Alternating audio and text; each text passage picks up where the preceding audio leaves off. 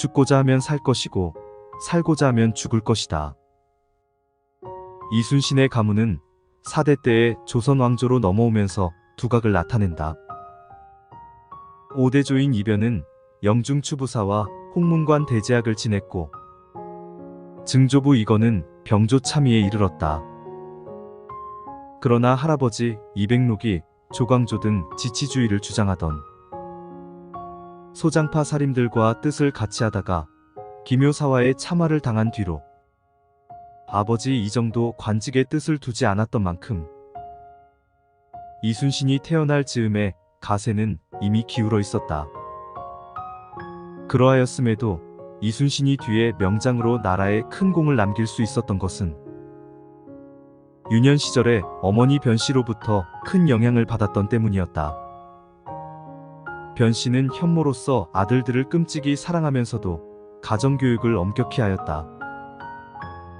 이순신은 위로 이신 이우신의 두 형과 아우 이우신이 있어 모두 사형제였다.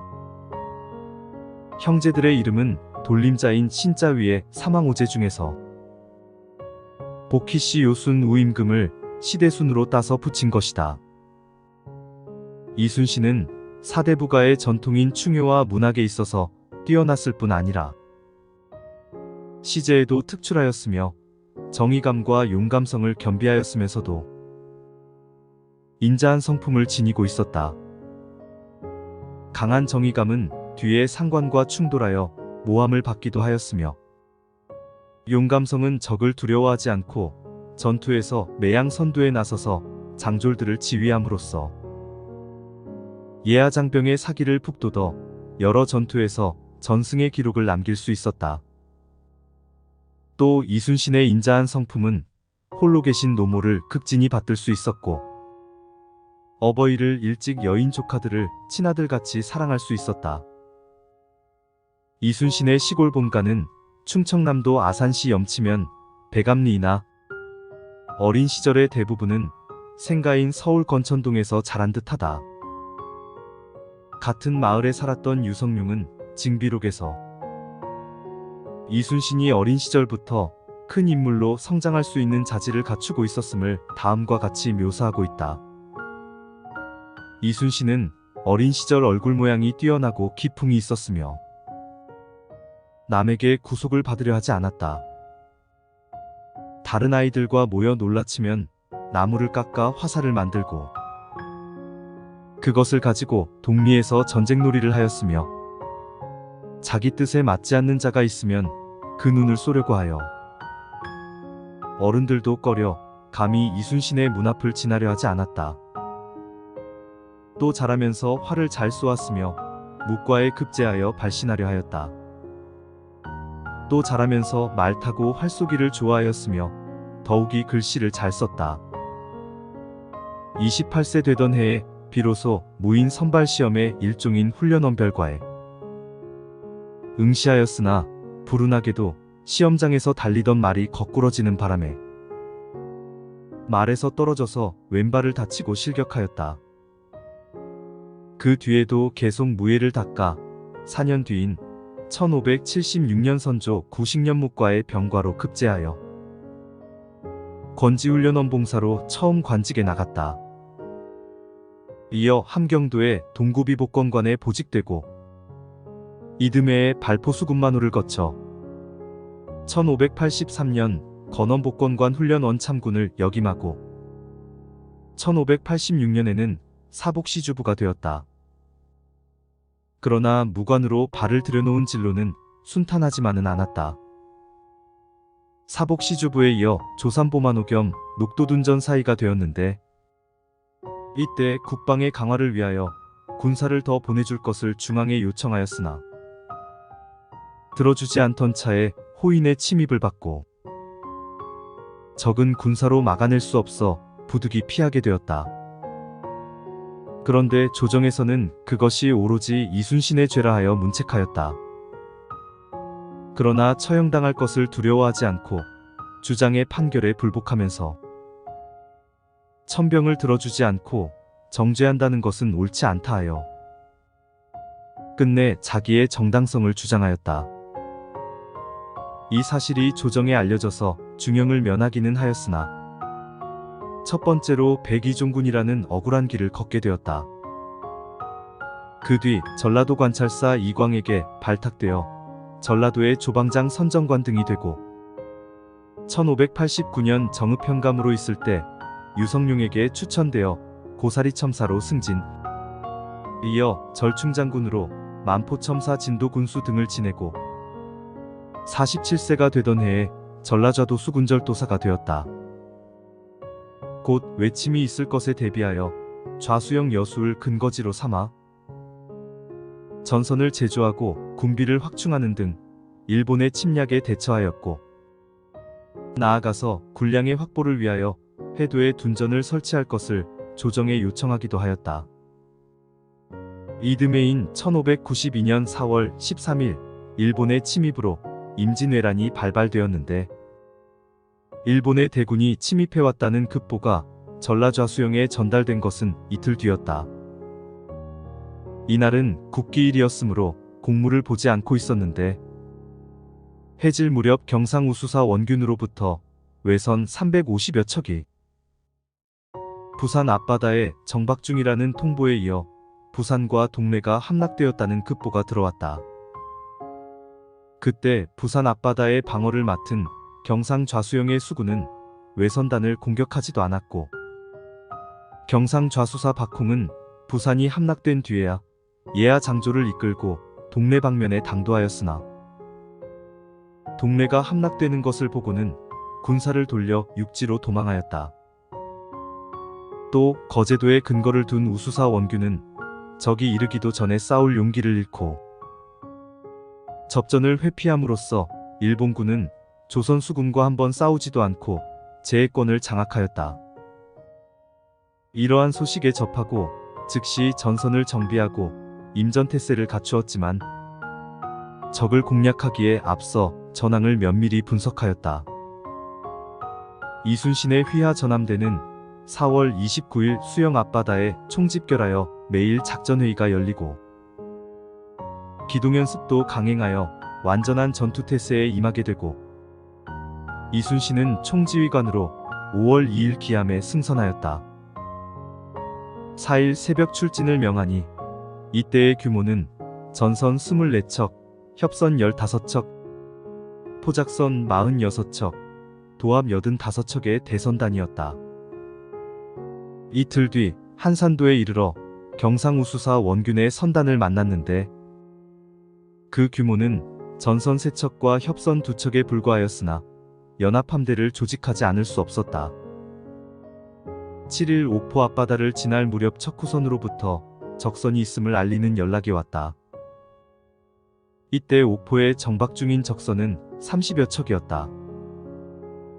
왜군은 조선 수군이 해상으로부터 공격해오리라고는 생각도 못하고 육지에 올라가서 불을 지르고 약탈을 자행하다가 아군의 공격 소식을 듣고 급히 배에 올라 도망하려 하였으나 그럴 기회를 주지 않았다. 순식간에 외선 26척이 조선 수군의 포화와 불화살에 격파되고 많은 외병이 괴멸되었다. 이 싸움이 옥포대첩으로 이순신의 최초의 해전으로 기록된다. 옥포해전이 있던 다음 날에는 고성의 적진포에 정박 중인 외선 13척을 쳐서 불태웠다.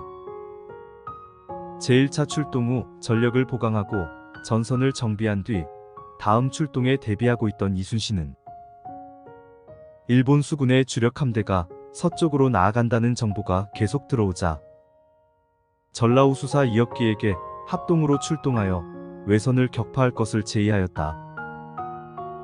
그러나 경상우수사 원균으로부터 외선 10여 척이 사천 곤양 등지로 진출하였다는 보고를 받고 예정 출동일을 변경하여 적에게 선제 공격을 가하기로 하였다.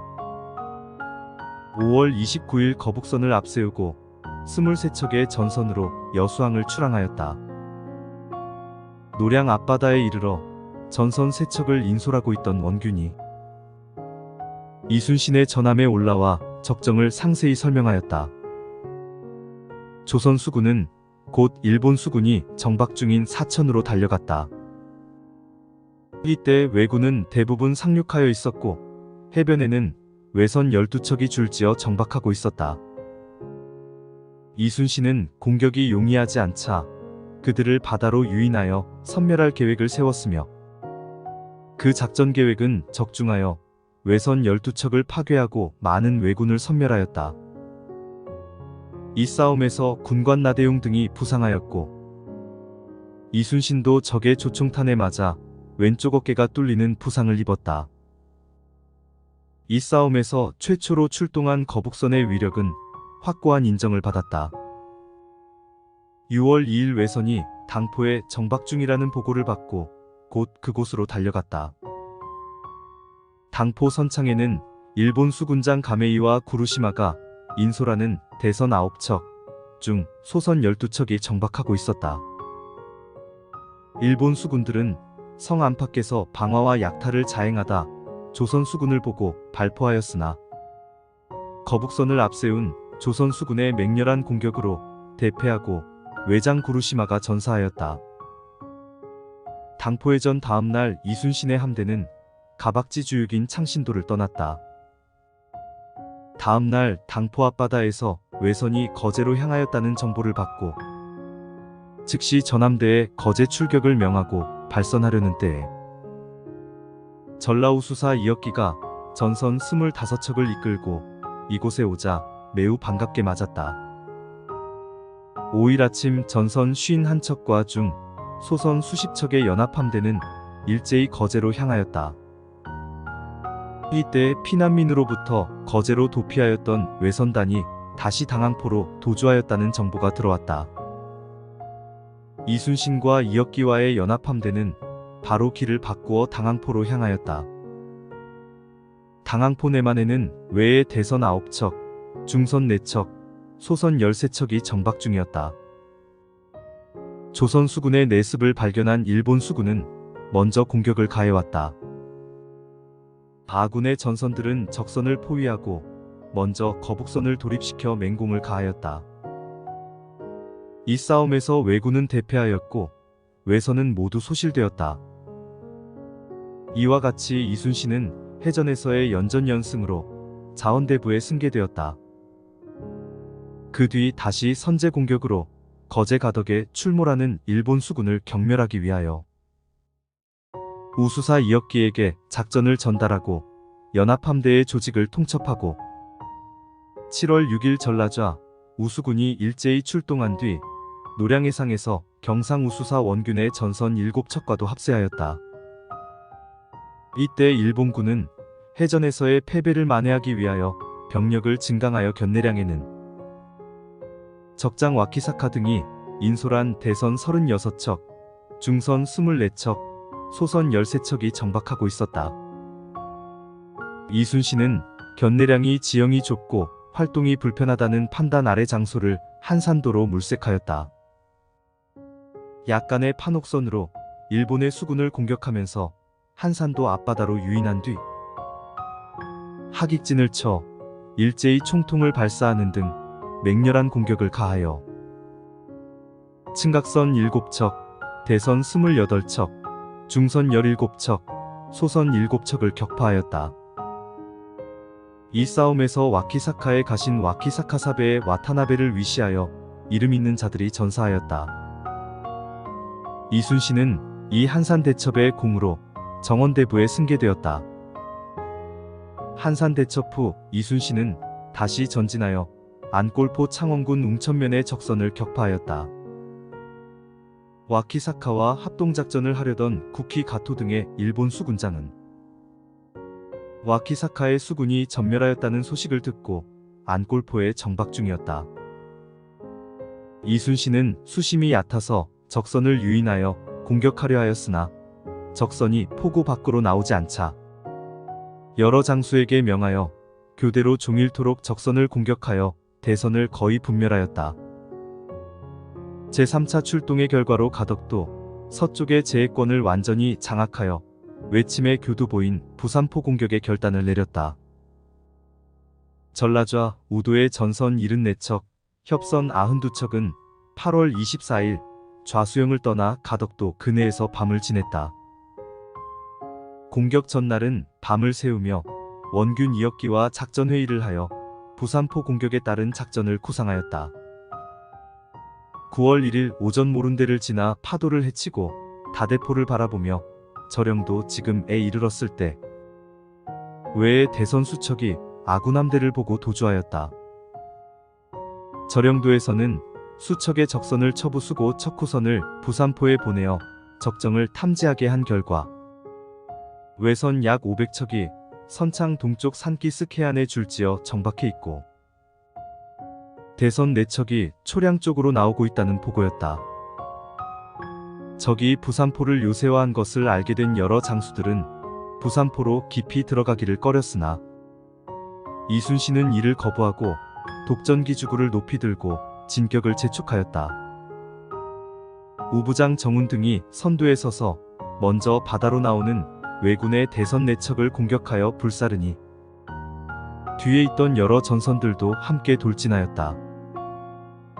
그러나 삼진으로 나누어져 정박 중인 일본 수군의 대중 소선 470여 척은 아군의 위용에 눌려 나오지 못하고 있다가 아군이 돌진하며 맹공을 가하자 배의 안과 성안, 굴 속에 있던 왜군은 모두 산으로 올라가 아군에게 총통과 화전을 쏘았다. 아군은 이에 맞서 더욱 맹공을 가하며 종일토록 교전하여 적선 100여 척을 격파하였다. 날이 어둡자 이순신은 육지로 올라가는 것을 포기하고 전함을 돌리게 하였다. 이 싸움에서 적의 피해는 말할 수 없이 컸으며 아군도 이 해전에서 30여 명의 사망자를 냈으며 특히 녹도만호 정운이 전사하였다. 1593년 다시 부산과 웅천의 적 수군을 괴멸, 남해안 일대의 적군을 완전히 소탕하고 한산도로 진을 옮겨 본영으로 삼고 그 뒤 최초로 삼도수 군통제사가 되었다. 이듬해 명나라 수군이 내원하자 죽도로 진을 옮기고 이어 장문포에서 왜군을 격파, 적군의 후방을 교란하여 서해안으로 진출하려는 왜군의 전진을 막아 이들의 작전에 큰 차질을 가져오게 하였다. 그 뒤 명나라와 일본 간의 강화회담이 진행되면서 전쟁이 소강 상태에 들어가자 후일에 대비하여 군사훈련, 군비 확충, 피난민 생업의 보장, 산업장려 등에 힘썼다. 다음 편에 계속됩니다.